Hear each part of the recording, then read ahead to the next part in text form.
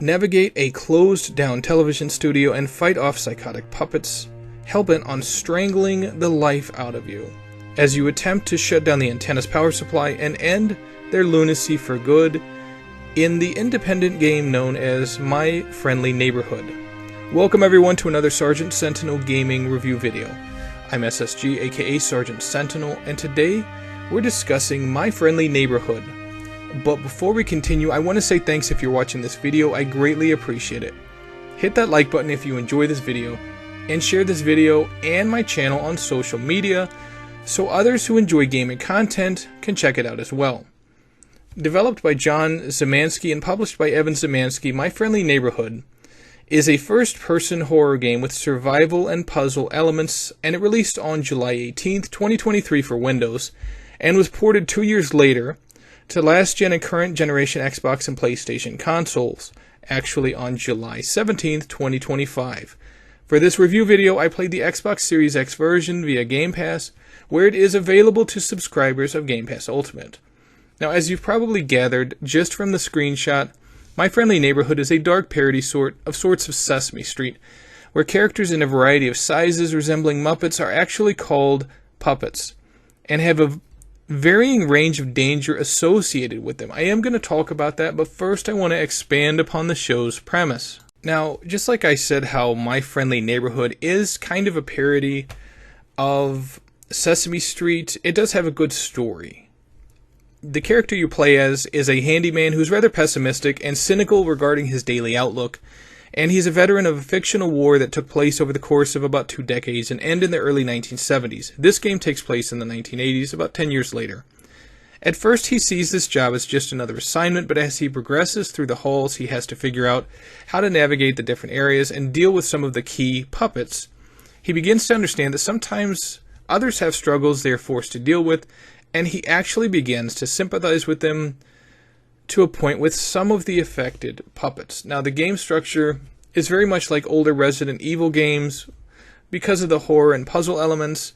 There's key cards, there's puzzles, there's balancing power levels on a generator. They all help your character to access new areas and progress to different parts of the story.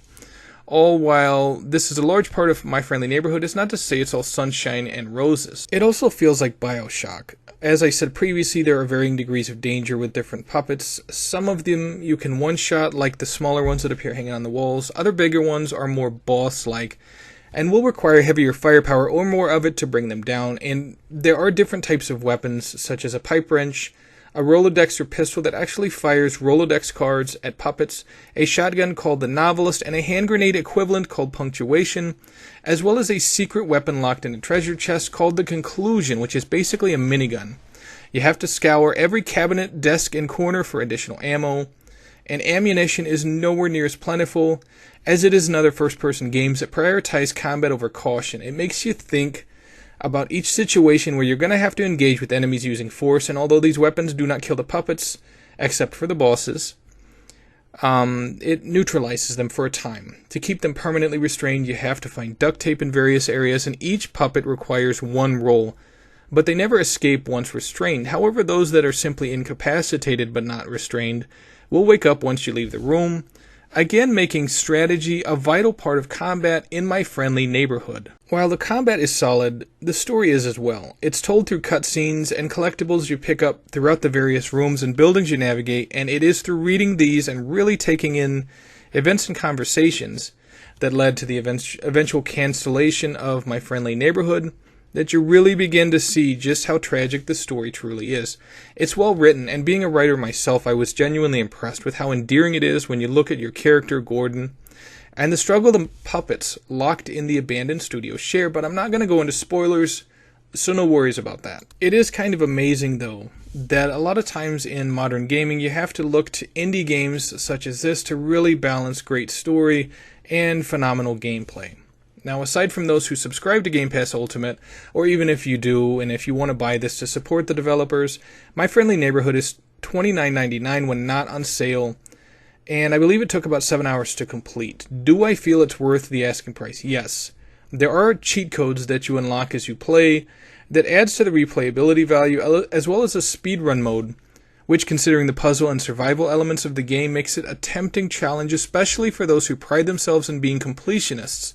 Even for those that aren't, though, it's still a fun and enjoyable experience, due to both the gameplay and the story of My Friendly Neighborhood, which, like I said, is a rarity in modern gaming. So yes, if you're a fan of the older Resident Evil or BioShock games, or if you just want to check out an indie game that's solid and worth every minute, My Friendly Neighborhood is just what the doctor ordered, and I know that you're going to enjoy every minute of it just like I did.